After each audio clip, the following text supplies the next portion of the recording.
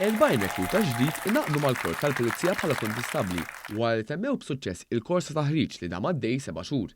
It-taħriġ li tmexxa mill-Akkademija tal-Forzi Dixxiplinati u kien jinkludi fih aspetti fiżiċi u akademiċi huwa wieħed akkreditat fil-livell MQF4 mill-Awtorità ta' Malta tal-Edukazzjoni Avvanzata u Ogħla.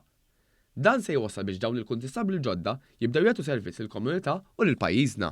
B'kollox dan il-kors ġew malma 63 suġġett bħal l-etika, id-diversità, il-liġijiet ta' Malta, ir-regoli u l-proċeduri, l-investigazzjonijiet f'reati bħal vjolenza domestika, l-abbuż ta' tfal fuq siti elettroniċi, offiżi sesswali u għarfien dwar is-saħħa mentali fost oħrajn.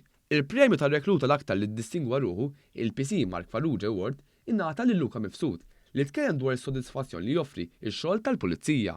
Nixtieq inħeġġeġ lil sħabi sabiex dejjem nimxu mal-valuri tal-korp tal-pulizija, sabiex waqt xogħolna nkunu ta' servizz għal kull individwu mingħajr diskriminazzjoni.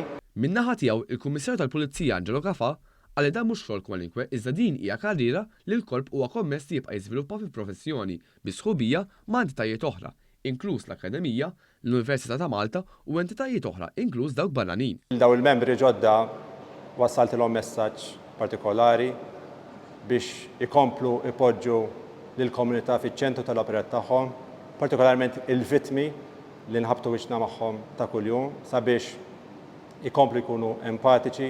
Il-Ministru għall-Intern, is-Sigurtà, ir-Riformi u l-Ugwaljanza Barin Camilleri qal il-kontistabbli l-ġodda li l-ġurnata tal-ġurament mhijiex il-ġurnata tal-wasta iżda l-bidu ta' karriera ta' ħafna sodisfazzjon u ħidma biss il-komunità fih dan il-korp tal-Pulizija. Fil-korp tal-Pulizija lqajna 40 membru ġdid.